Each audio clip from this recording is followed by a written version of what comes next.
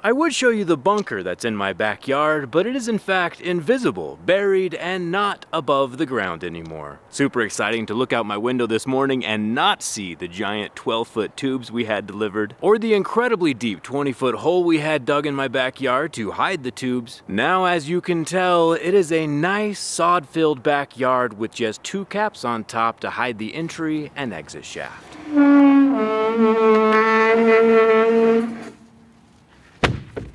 Even though the yard is put back together, there's still a whole lot we have to do inside, like adding the floor to both the entry shaft and the bunker itself, and we have to talk about how much all of this cost me here in 2023. Let's dive right in.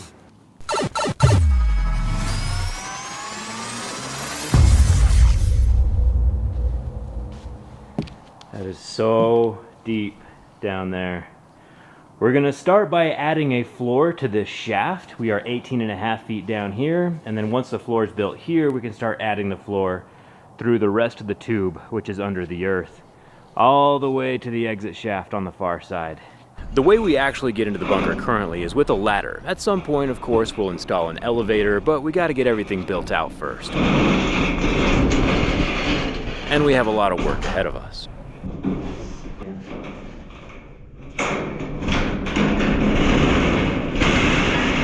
Lucky for us, we planned in advance for this floor building moment, both in the elevator shaft and the tube itself. We stuck some of our longer 2x4 1/8-inch wall steel rectangular tubes into the pipe before we buried them. Previous Jerry making present day Jerry's job a whole lot easier. Thumbs up for that.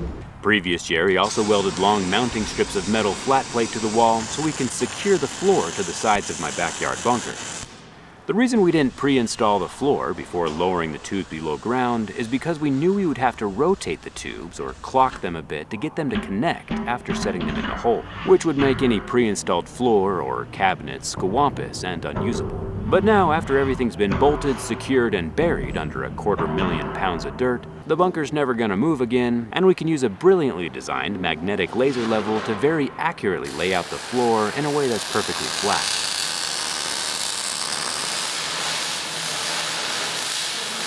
Having a level floor is extremely important, almost as important as airflow. While we're welding down to the bottom of the bunker, we have to be very conscious of the airflow. Since oxygen is rather important to the survivability of people in the bunker, we have 2 fans above the exit shaft that are pulling air through the bunker to remove any of the welding smoke or fumes. And when we're finally living down in the bunker, we'll have a whole different airflow system that keeps the oxygen in sufficient supply. The fans are pulling enough air in through the entrance and spitting it out through the exit to replace the oxygen in the bunker about every minute or so. The only downside, however, is that underground is going to maintain a temperature of about 50 or 60 degrees year-round, but since we're pulling in the freezing air from outside, it lowers the temperature considerably. So we'll have to find a way to heat up the bunker that doesn't use a whole lot of electricity from our batteries, which I'll talk about a bit later. However, when it comes to sleeping arrangements, we figured those out already. Huge thanks to 8 Sleep for sponsoring this video. The liquid-cooled and heated 8 Sleep mattress cover only uses about 200 watts to warm my bed up to 110 degrees Fahrenheit or cool it down to 55 degrees. My wife and I have been using this mattress cover on our own bed for the past few months. One half can be hot while the other half is cold.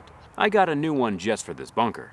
The 8 Sleep pod cover turns any mattress into the smartest bed on the planet with a subscription-powered autopilot feature that can use the heating and cooling of the bed alongside the heart rate and VRM metrics to help you fall asleep faster and give the most restful sleep possible, intelligently and scientifically. The 8 Sleep pod is clinically validated for deeper sleep and has a built-in thermal and vibratory alarm clock. Even after the subscription is over though, the heating and cooling functions of the mattress cover remain functional, which means perfect sleeping temperatures for us during the apocalypse, and as we all know, the best apocalypse is a cozy apocalypse. Get a substantial discount off of your own 8 Sleep pod cover with the link down in the description, and I'll show you where this mattress ends up after we finish installing the floor.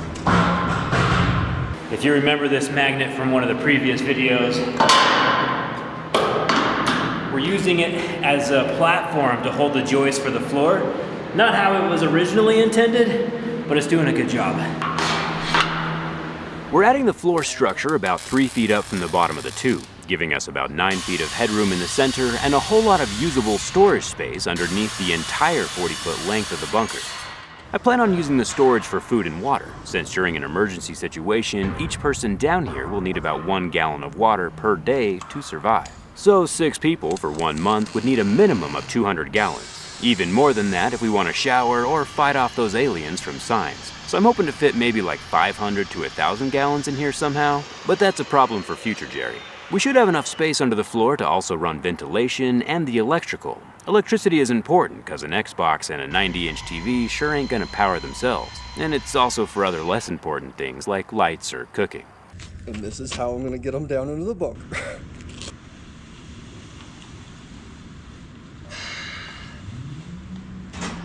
That wasn't so bad.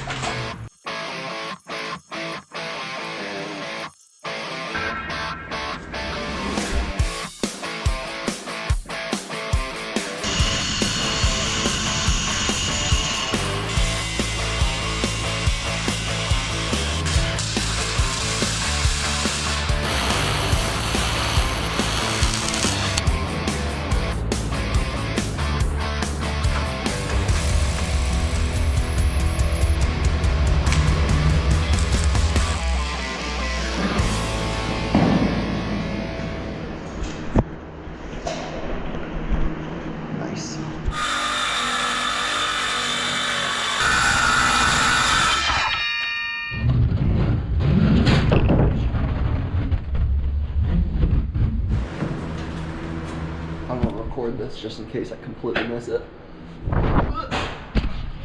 Welcome back. Now that we have the metal frame installed, the floor is surprisingly easy.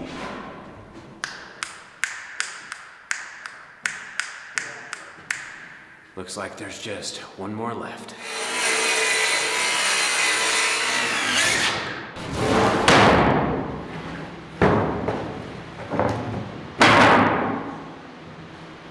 Before we put up the walls, let me give you a tour. We have the exit shaft right here, master bedroom here in the corner, bunk bedroom here in the middle, huge 90-inch TV along the center beam, couches, sinks, bathroom here in the corner. Working our way over to the exit shaft where we're gonna install an elevator right here. And then we have a full setup of EcoFlow RV batteries. I've already made a full video with these batteries, taking an RV off grid, but they're gonna be perfect for the bunker. And this is what it looks like under the floor.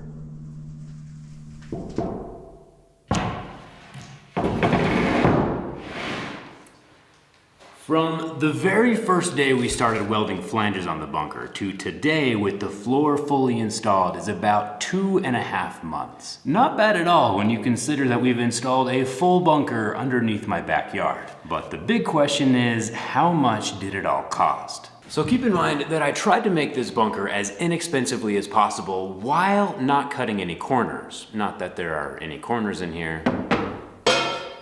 The bunker tubes themselves cost $31,959. All the steel for the entry, exit shaft, and the floor that we built today is $24,698.37. The laser cut Oshcut flanges that we used to bolt the 2 tubes together were $3,720. The telehandler was $4,498. The crane was $1,864. And there was a few smaller things like the sacrificial anode at $416 and the high mill Shurtar epoxy waterproofing that was $514. And the wood for the flooring that we installed today was $346.92. But the best money we spent on this entire project was for the excavation.